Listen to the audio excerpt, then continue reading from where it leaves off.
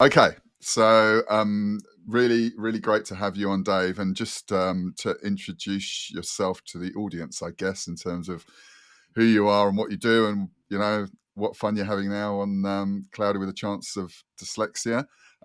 Thanks for joining us, Mm-hmm. but be great just for you Sure. to just introduce yourself initially. Sure. Hi, John. Thanks for inviting me on. It's a pleasure. Unusual to be on this side of the table, and I'm hopefully going to enjoy it. So my name's Dave. I've worked in tech for my entire career. The first 25 years or so of my career, I was always on the customer side and generally doing some form of tech-driven transformation, which obviously during the eras of technology over the last 25 odd years has changed in its style a little bit, but generally with the same ethos, which is how do you make businesses better and humans better through technology. And then on the in the last 3 or 4 years, no, actually no, probably actually last 5 or 6 years now, I've been on the advisory side of the world, and I'm currently at Capgemini as Chief Cloud Evangelist. Fantastic. No, that's great to know. And throughout your career, you've been involved in some huge projects and like complex cloud transformation. So can you share any particular project that stands out for maybe some of the challenges, but the value it brought to the business?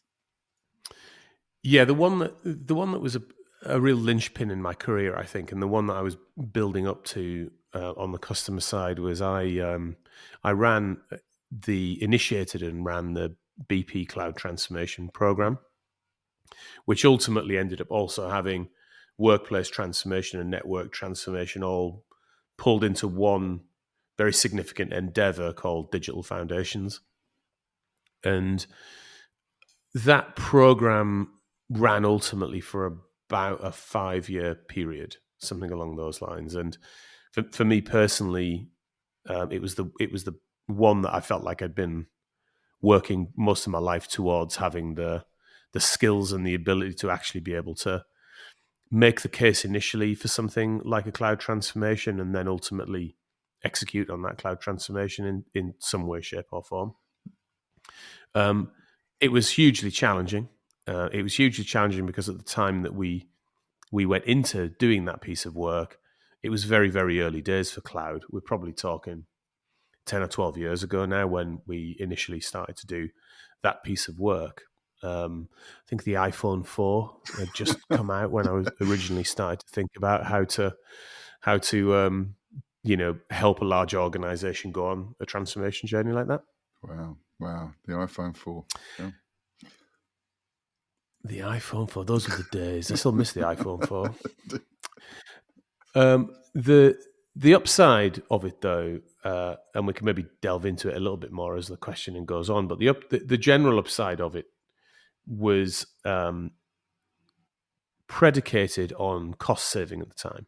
So it was predicated on a data center exit, high volume, at high speed, given the sheer scale of the organization. And then when it got to the other side, it would have eliminated a number of underlying risks with service life, completely refreshed a lot of the up to operating system level of the estate, and then set up a platform for future innovation for the organization, much of which came to pass. Like many organizations, the transition to cloud and how much it costs during and then after transition continued to be a challenge. It's not straightforward, and it requires new capabilities to be built to manage cost in a different way.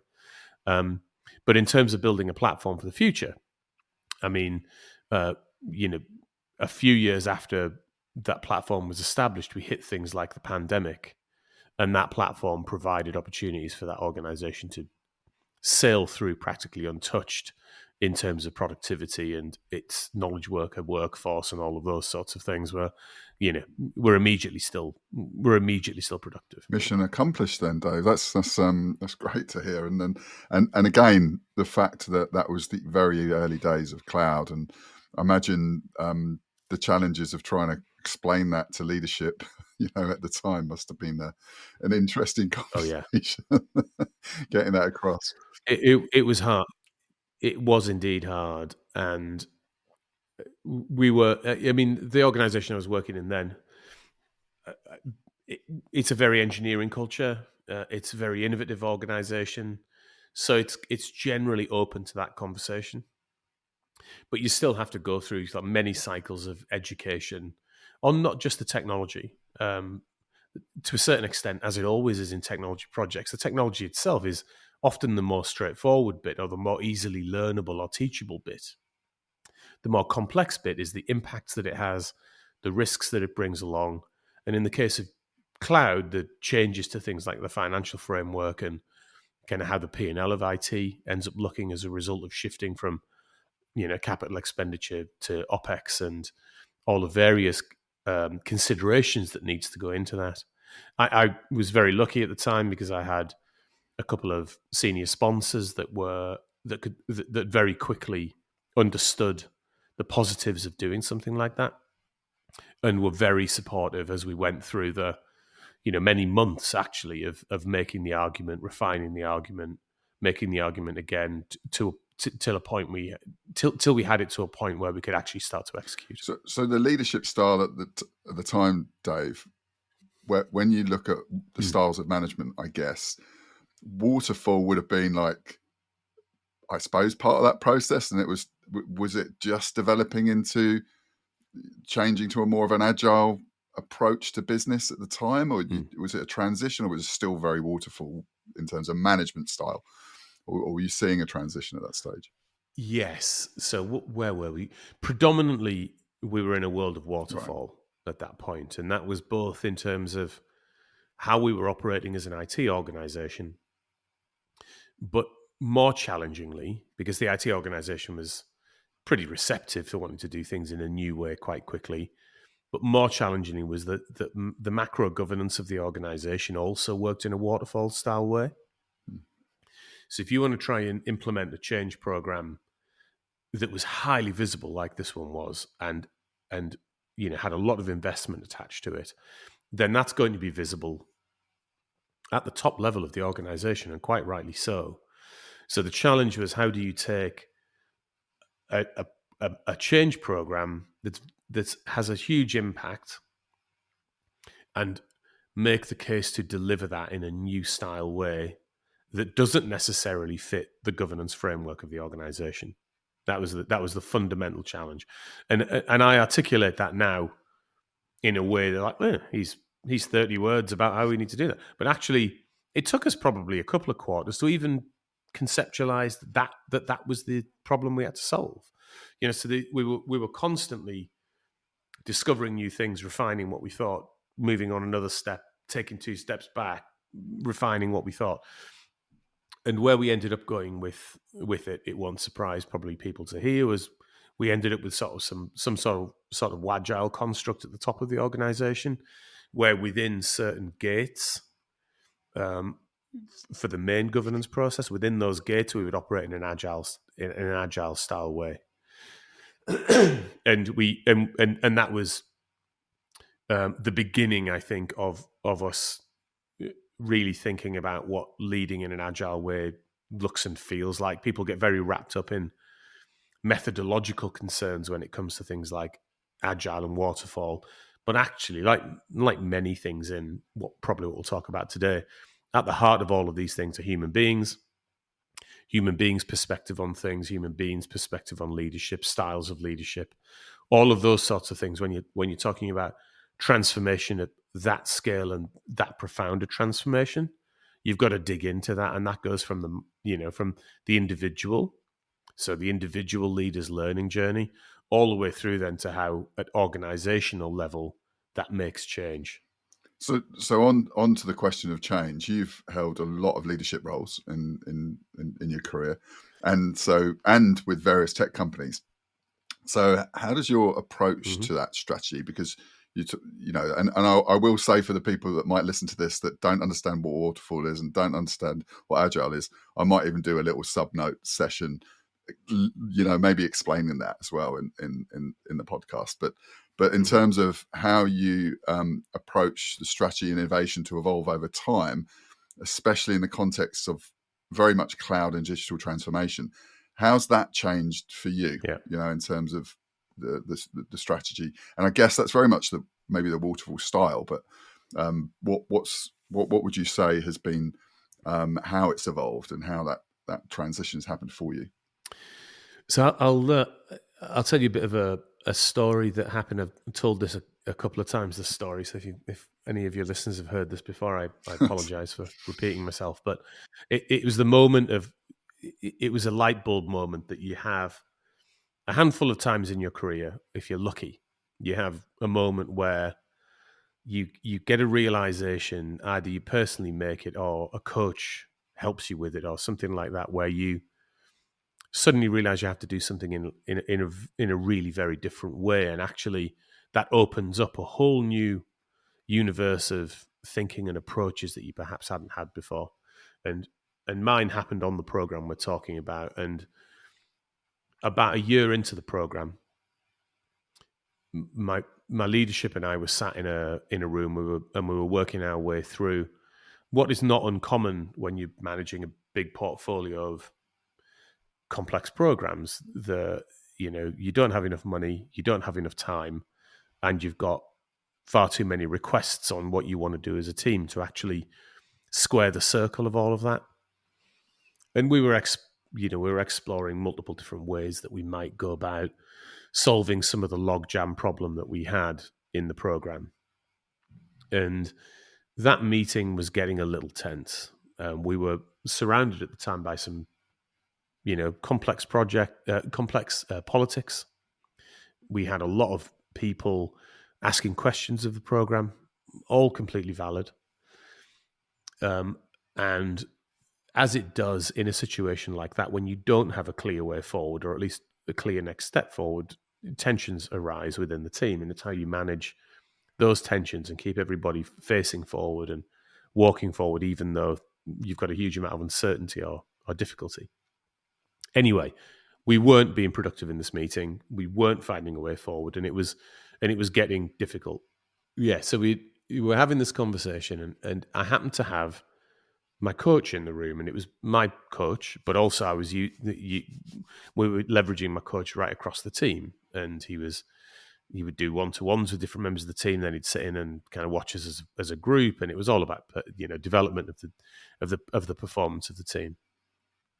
And anyway, so we were in this borderline argument, and I turned to Alistair, the coach, and I said, Alistair, look, we ain't making any headway here. Have you got any advice? And what he said was, it looks like you're looking for a complicated solution to a complex problem. And I was like, well, that sounded good, but what does that mean?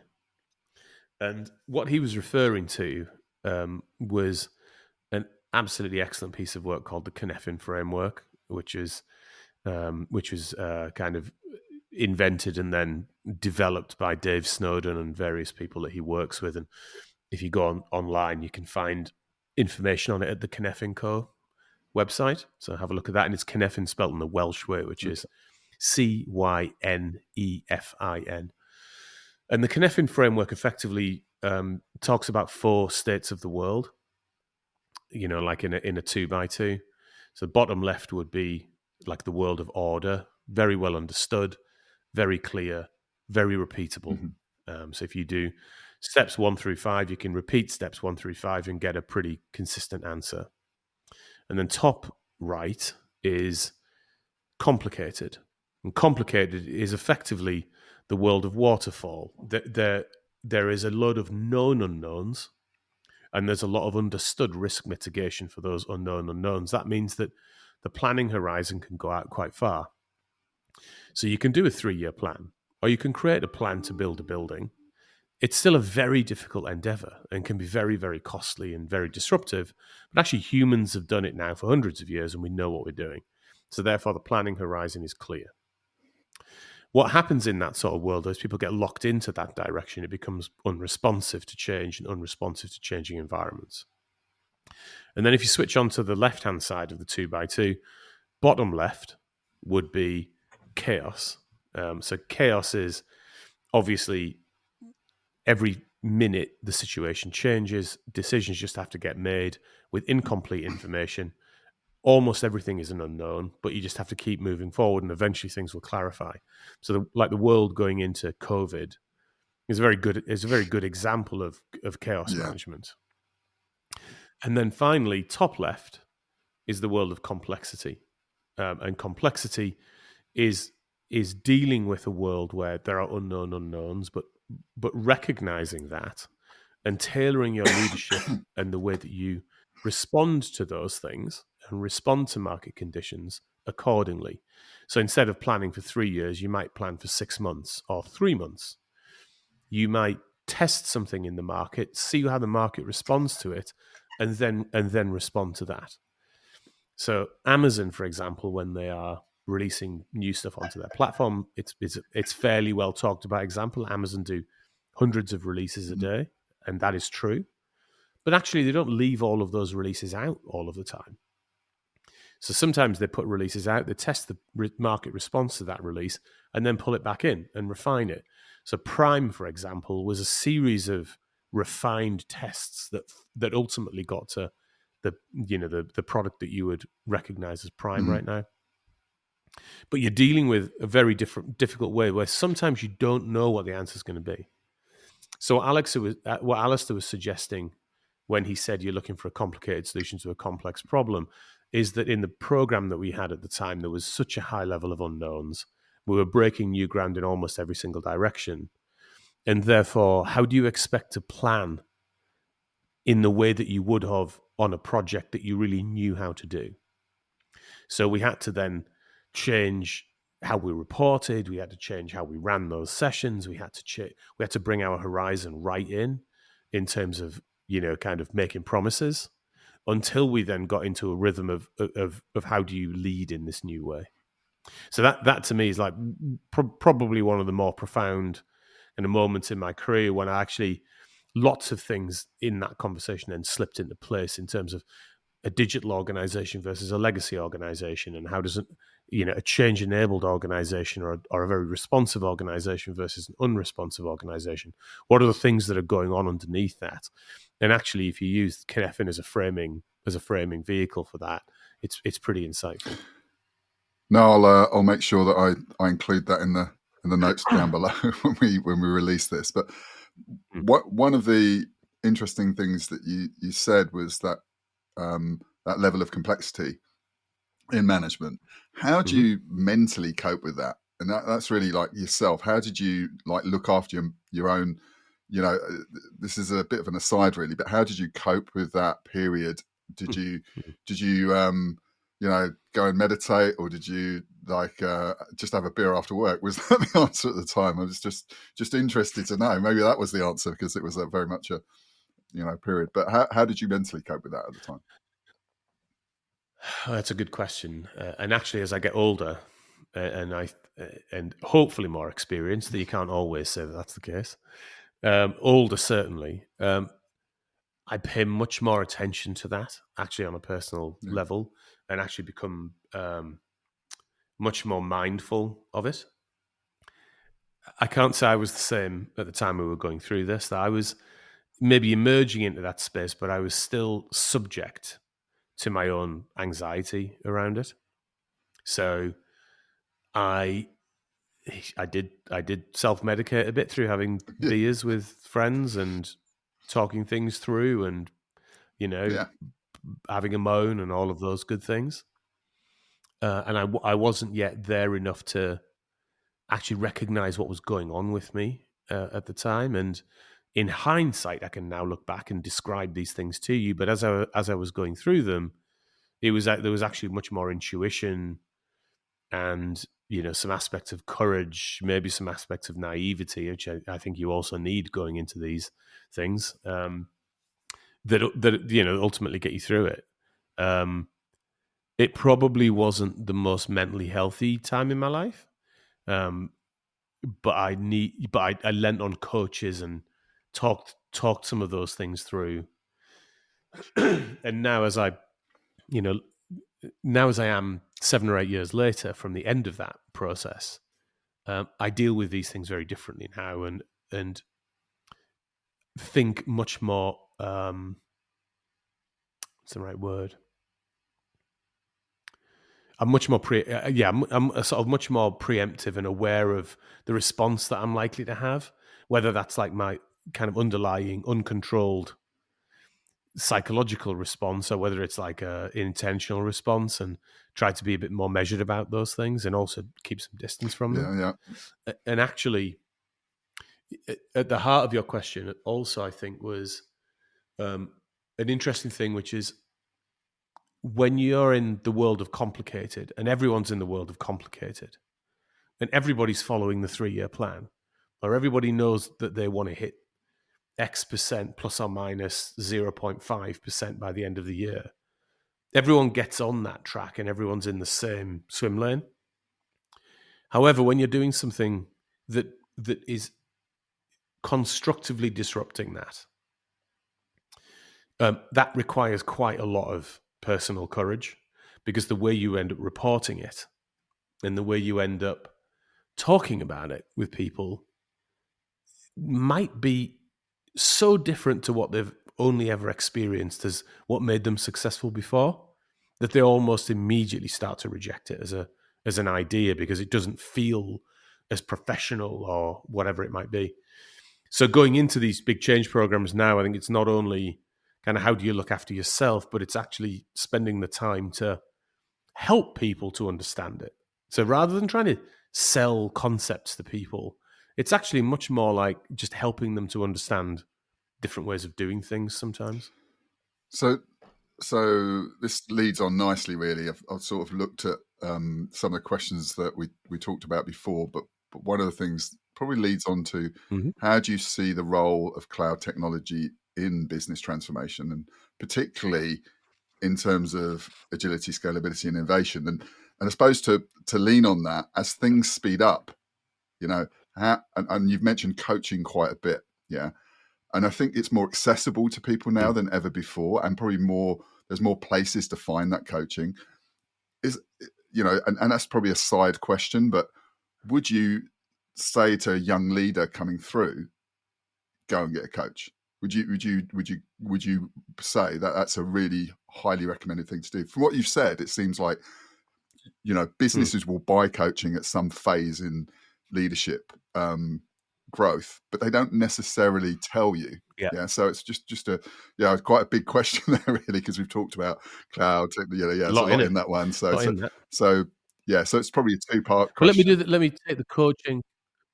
Let me take them in reverse order, maybe, and start with the end and talk about coaching, and then I'll talk about cloud and business change.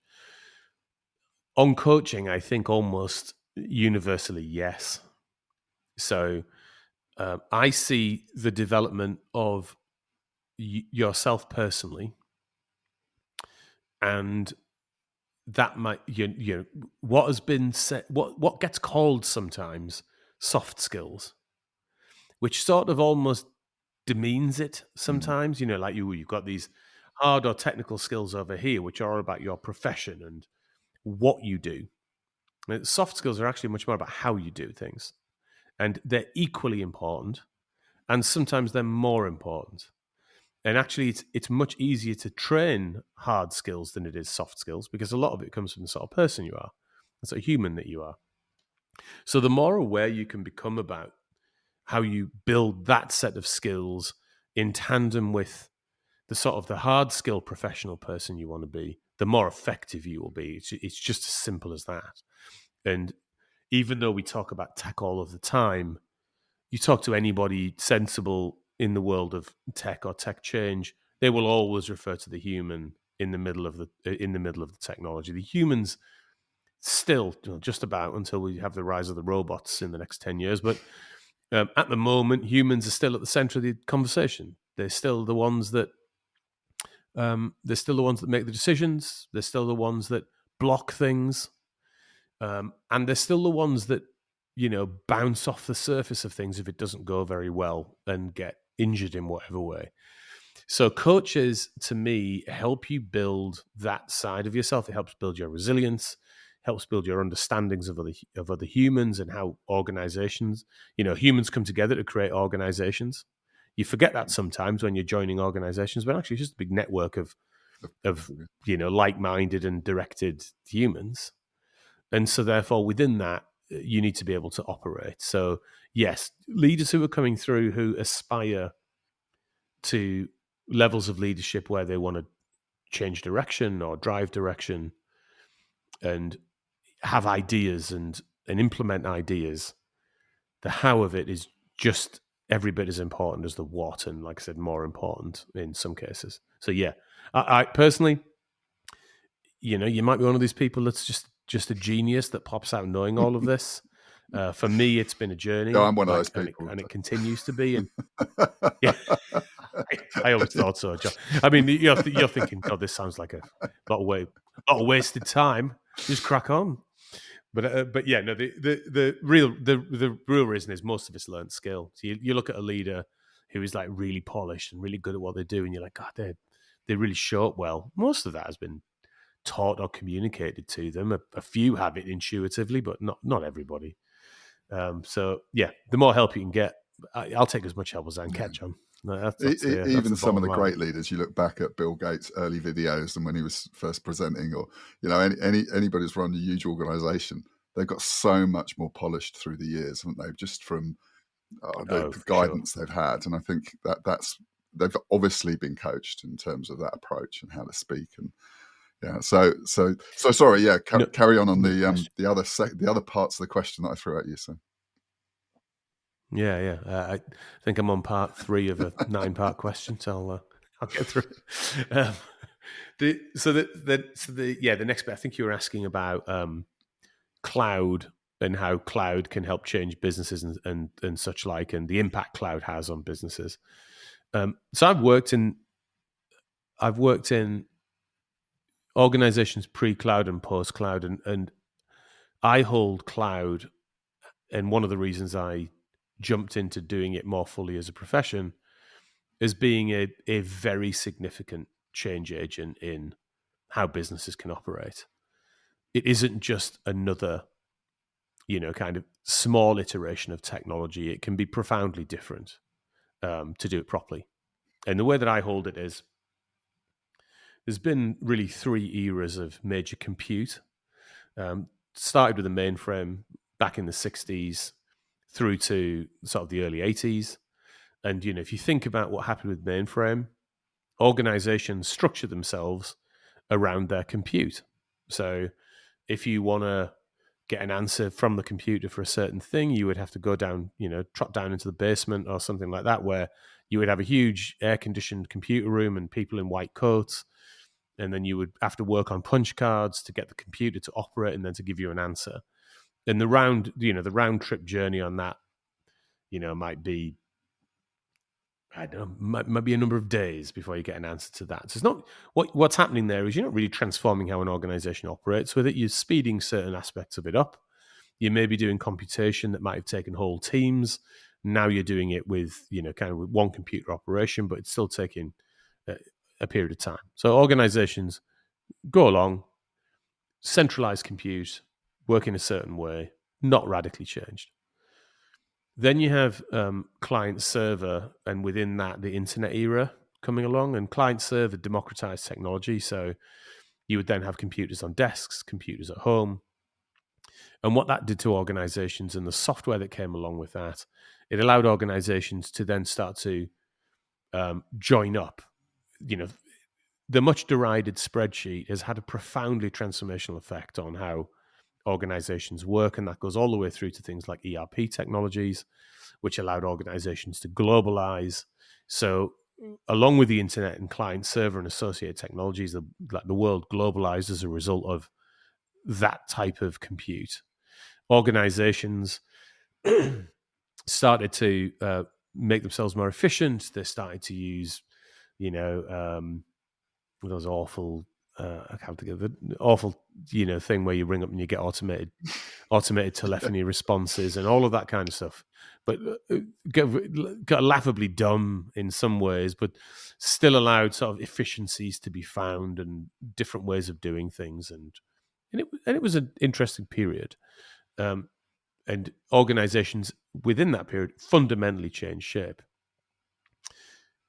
What cloud compute brings along is a way to work much faster. So within the client server era, you had your own data centers, or even if you had outsourced your data centers, there would still be like a lead time on equipment or whatever that might be. All of that lead time on things and all of the message passing between the different departments in those structures sought to create a certain tick speed for an organization. It matured over three or four generations of outsourcing. So by the time we got to the end of the client server period, it was a very well understood way of operating, and waterfall fit into that really well. Just to bring that back into the conversation for a second. But if you wanted within that era of compute to move faster, to implement faster, to be more responsive to your market, you would have struggled because of how that technology functioned and how the supply chains of that technology function. In the world of cloud, all of that goes away. So any anchoring, slowing down effect that you used to have in the world of client server with democratized technology now changes. It's still hyper democratized. Anybody can do it. And there's no lead times. You can pop stuff up straight away. That means that enables then complex ways of working, to use the Kneffin word, or agile ways of working, because the technology is legitimately no longer a barrier. The lead times are no longer a barrier. And the innovation speed of the technology itself is at a rate that you can barely keep up with. So there's always new stuff there to exploit. So in my mind, then, when you look at the effect of cloud on businesses, and people refer to things like cloud native businesses or digital transformation, what you're really talking about is moving from a way of working that was dominated by client server technology and lead times to a way of working now that's much more natural and responsive. But it is fundamentally different.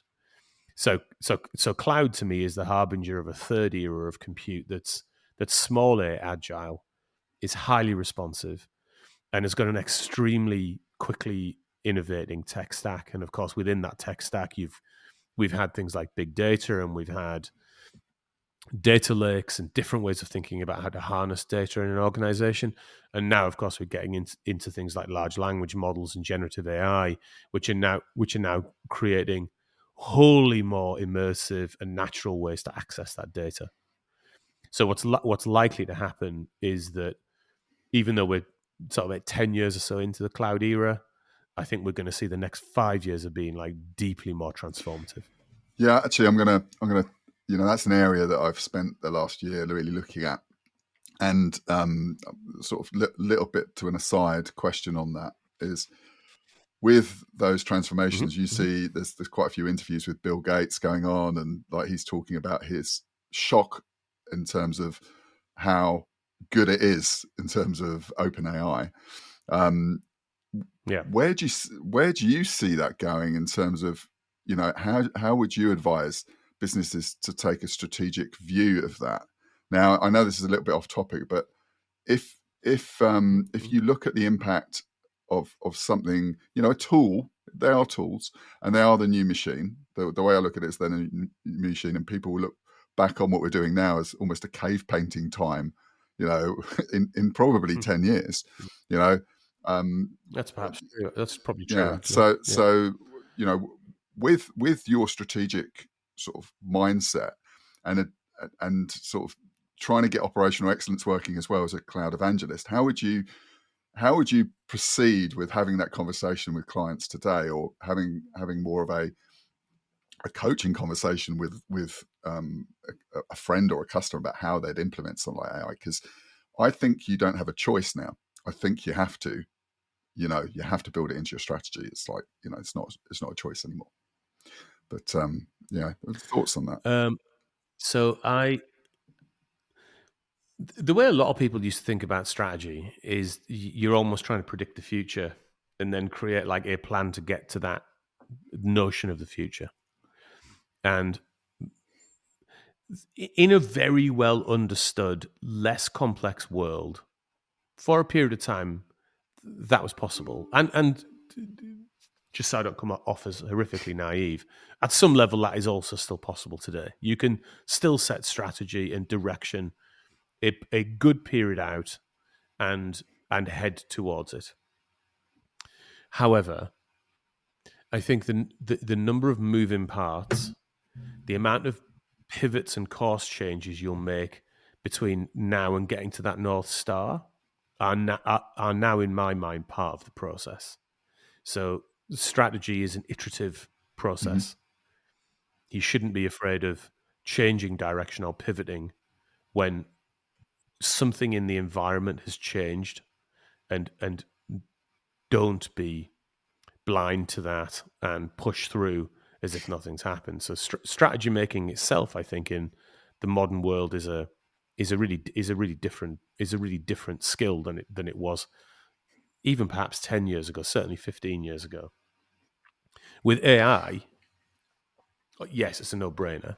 I mean, you'll have AI-enabled companies and you'll have uncompetitive companies. I think that's the way everybody's saying it. Now, I'm not making an argument here about whether AI is right or wrong, and that's a whole other podcast or certainly another question. But let's assume for now that it just is, and let's assume that it's at minimum a tool that is going to make organizations incredibly more efficient from a human perspective. What you can definitely say is that it's going to have an absolutely transformative effect to a level that is actually hard to predict right now. But the way I've started to think about it with customers and just generally is that there are two ways you can think about implementing it. You can go the efficiency route, or you can go the effectiveness route, and it depends on what you want to try and do. So in an efficiency route, which is actually the predominant mindset of a lot of IT professionals who are long in the tooth like I am, because we've been brought up as IT needing to manage its costs, drive down costs, centralize things, make things more efficient. Your first notion might be about control, or it might be about putting in a platform, or it might be about, some aspect of, kind of getting your arms around it, which is fine. But you may well end up putting something in place that's completely inappropriate for where it actually ends up. And then there's the other route, which is about effectiveness, which is much more about open experimentation. So not the Wild West, but some form of way where you are worried less in these opening years about how you ultimately control. And yes, you might build in some inefficiency into that and actually might end up costing you a little bit more. But the reality is the upside of it should be higher because you're just experimenting more freely. And I think that's the balance that needs to be struck in the conversation, not only at individual organization level, but actually there's a meta question in that as well about how AI is released into society and the world that needs to get considered. Like all things, either end of that continuum is probably not the place you want to be. You want to be in the middle, judging what you're doing, and don't get in the way of it. Like be on the right side of the change, I think. Yeah, I mean, I read Satya Nadella's, actually listened to Satya Nadella's hit refresh. It's really interesting, his story so far around Microsoft. And he used a term that when he was transforming Microsoft, which I think he's done a fantastic job, and you only have to look at the numbers that have come out recently. Yeah. Right. Absolutely amazing case study, like truly amazing. Truly transformational. And one of the things he quoted was, and I thought that's absolutely right, is that culture eats strategy for breakfast.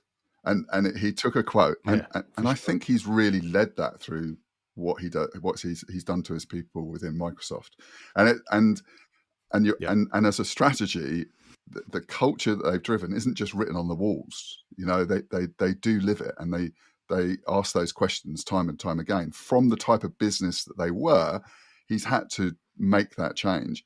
And it appears he's done a great job at it. People will stand up and say, no, that's wrong. We need to try and do this, or we need to do things differently.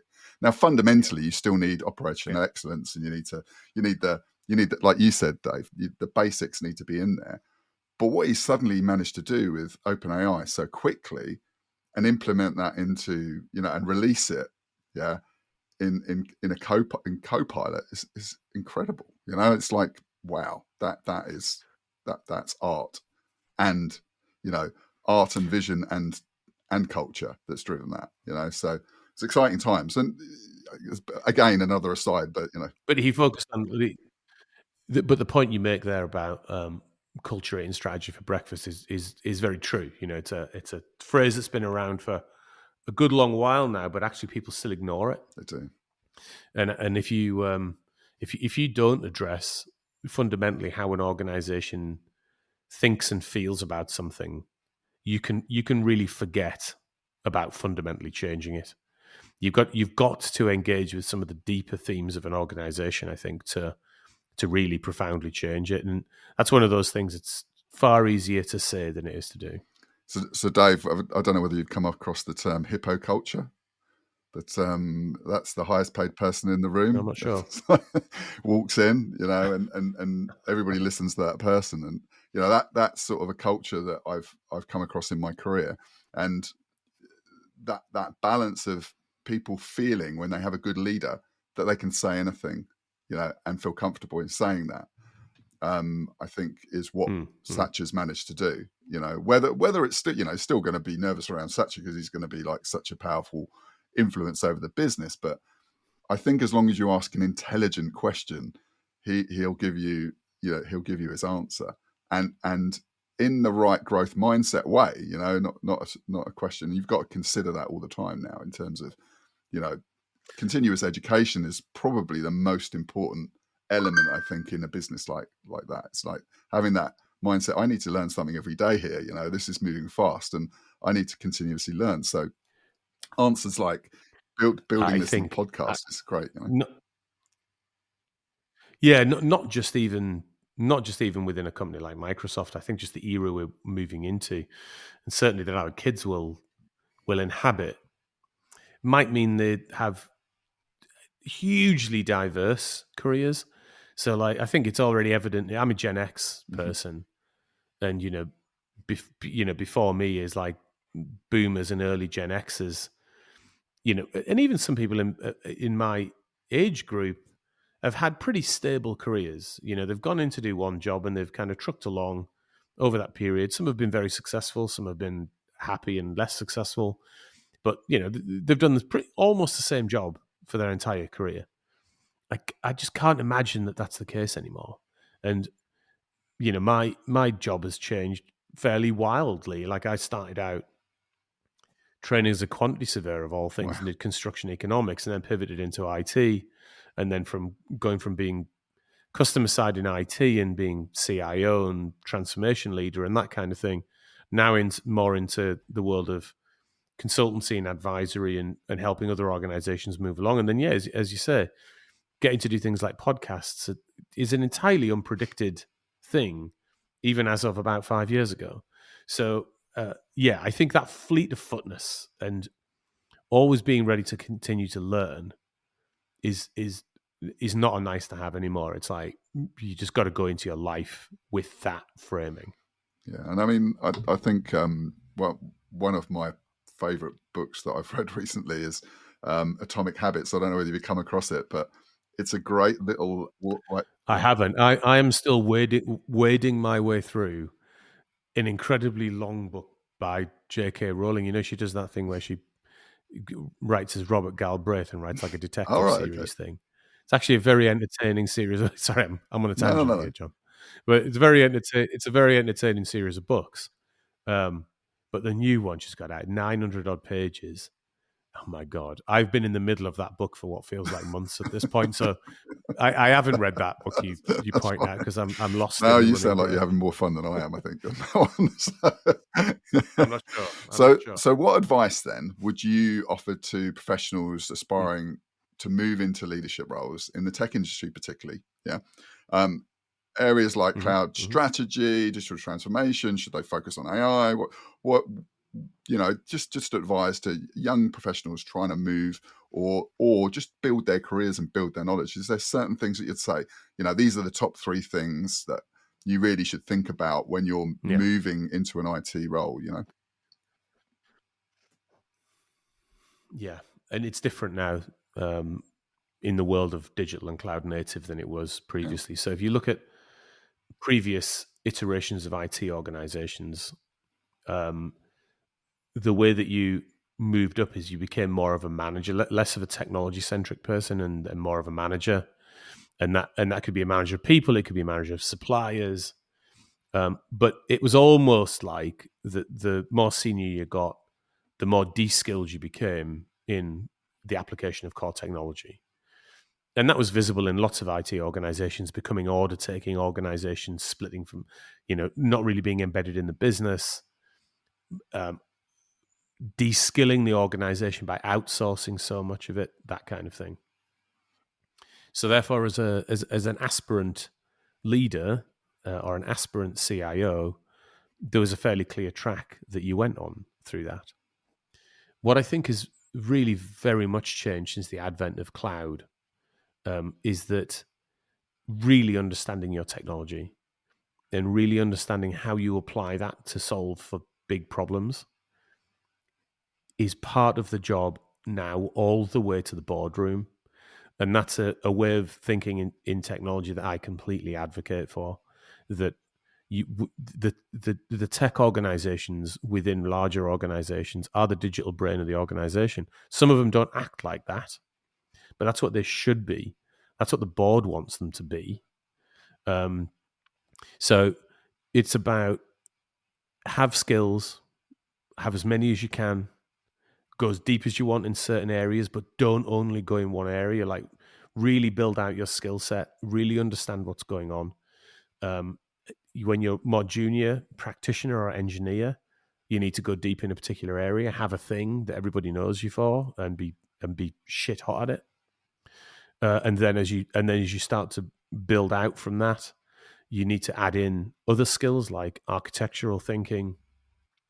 You need to be able to think about program management. You need to understand how finance impacts technology, which sometimes I know to some deeply technical people can feel like you're selling out a little bit, but actually the reality of the situation is if you want to do big transformation, you really have to understand the financial framework that sits around it and the outcomes from that.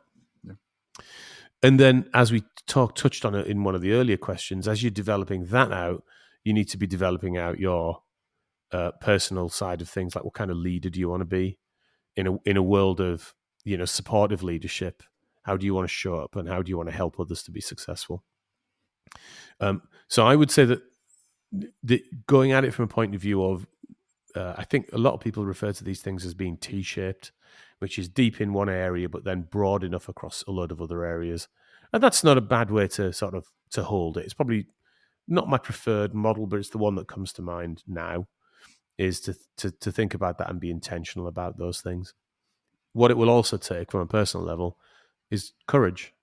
And sometimes courage to do the right thing, and then sometimes courage to say no to things. Like in my career, in my early career, I was dead set on being a chief technology officer. So I turned down like a lot of operational roles in the route to being a CTO at the time, which was great. And I actually was lucky enough to be a CTO of DWP when I was in my early 30s, and I was delighted about it and thoroughly enjoyed it. But what I also realized was I wasn't T-shaped enough. I was like very deep in the world of being a CTO, but I didn't have transformational experience. I had limited operational experience. I didn't have too much apps experience. So what I've spent then is I then spent 10 years building out depth in other areas. So the core thing in all of that, a bit long-winded, but the core thing is with tech today, especially if you're executing it within a non-tech organization or an organization that's looking at you as an IT department, you need to stay technical, stay a practitioner, and even when you're in very senior leadership roles, really know your stuff about how IT can be applied to that business. Now, I focused that very long-winded answer really just on what it's like to be in an IT department. There's obviously a whole other world of a career in tech where you can stay pure engineering, and you can stay entirely pure in the practitioner side of technology. If you go to things like the cloud service providers or systems integrators, where you can make your whole career not trying to move up through management ranks, but actually just being a kind of a distinguished engineer is another way to go about it. Yeah, I mean the interesting thing you said about that is that dynamic of continuous learning sort of was built into that as well. Where you said about, it's important that you still learn about the technology and don't just be a manager. Don't fall into that trap of, Yeah. when you Yeah. get there, that you don't realize, I'm a great people manager, but then I don't really understand. So when you're in the room having those conversations, you suddenly really, you have to take notes and think, I don't understand this. And did you come across that then when you're sort of thinking, oh God, I need to go off and learn this? And I imagine that's going to happen to anyone, right? So yeah, so it happens at different levels. I mean, God, there's when you were moving fast in an organization, you can be in meetings every day where you don't understand some aspect of it, and learning about how you respond to that and actually manage for that is part and parcel of the journey, Yeah. really. What was I going to say? I had something else I was going to say on that. The big aspect of continuous learning and continuous improvement for me. Give me a minute, John. You might have to edit That's point fine. this. I'm trying to get my thought No, take together. your time.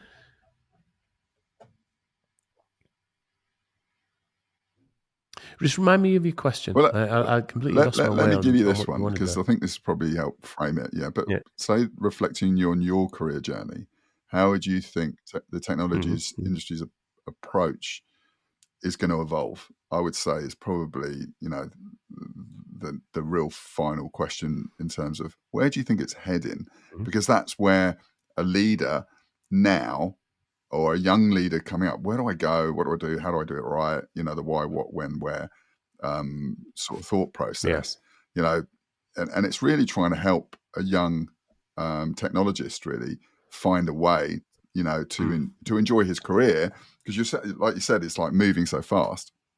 So, and again, it's those elements that you've used to navigate Yeah. is really is what we're sort of trying to look to find. That there isn't a secret sauce, right? But are there certain things Right. that you'd say that you need to build into who you are to help you along that journey, really?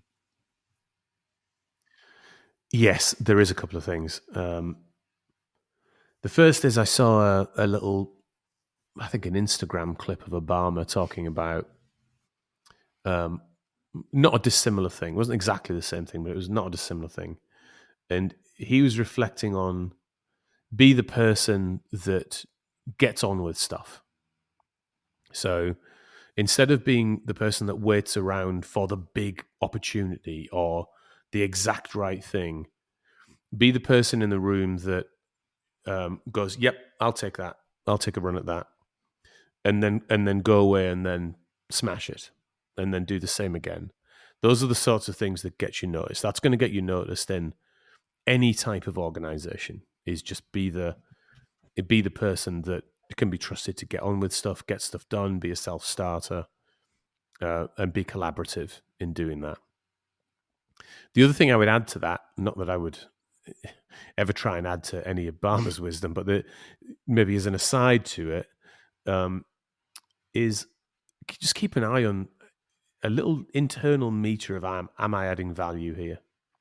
And it's dead easy when you're in a big organization in particular to just get caught along in the sort of currents of the process and just run along and think that if I've got this in my annual plan and if I achieve that in my annual plan, then great. Well, actually, that's not good enough. Like for me, there's so many people who do great in their annual plans, but actually they're never going to change anything. They're not standing out to me as being interesting or a leader or bringing anything new to the party. They're just playing the game, or they're just going along, like I said, in the current of how that organization functions. I don't rate that particularly. What I look for are those individuals that have thoughtful opinions, will bring them forward, that will disagree with what's going on, but then commit to the direction we've agreed as an organization. So that internal meter of am I bringing something here? Like, am I bringing some value? And I think if you're that can-do person and you're constantly metering yourself around having value, almost no matter what the construct around you is doing, you are going to ultimately be demonstrating leadership ability, bringing something to an organization where you're actually helping change that organization or helping that organization progress. And that, to me, always looks and feels good. Sitting underneath that, you've got all of the other things you talked about, which is continuous learning and being up to speed with what's going on in your industry.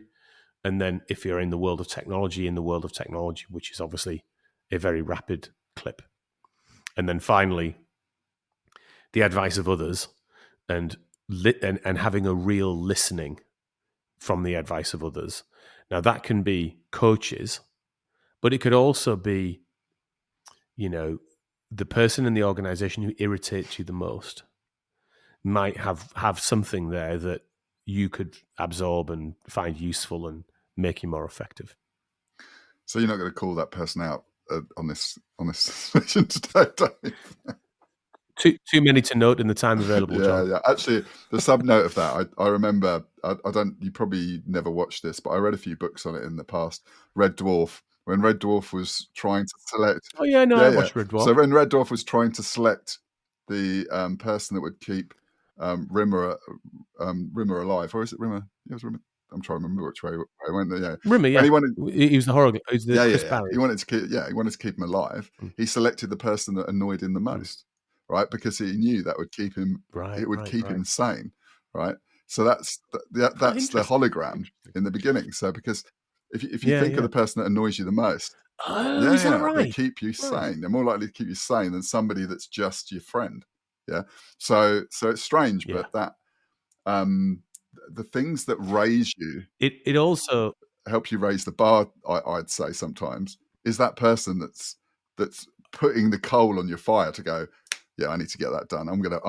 That person's driving me in that direction. So I would also say that having that, everybody has that in there. There's always someone in an organization that you aren't aligned with, or you feel like is in your way a lot, or is your major competitor, or your major, the person who's trying to block the change program you're trying to do. There's always those people always exist, and framing them in the way that you've just said makes it so much easier to deal with that situation. So it removes it from being a conflict situation into being like a learning situation. And it's a bit pat that, but legitimately, the more you can approach those situations in a constructive manner, the more success you're going to have, and the more successful the program you're going to have. Is when I look back, like going full circle on the conversation, when I look back at that change program I was talking about earlier,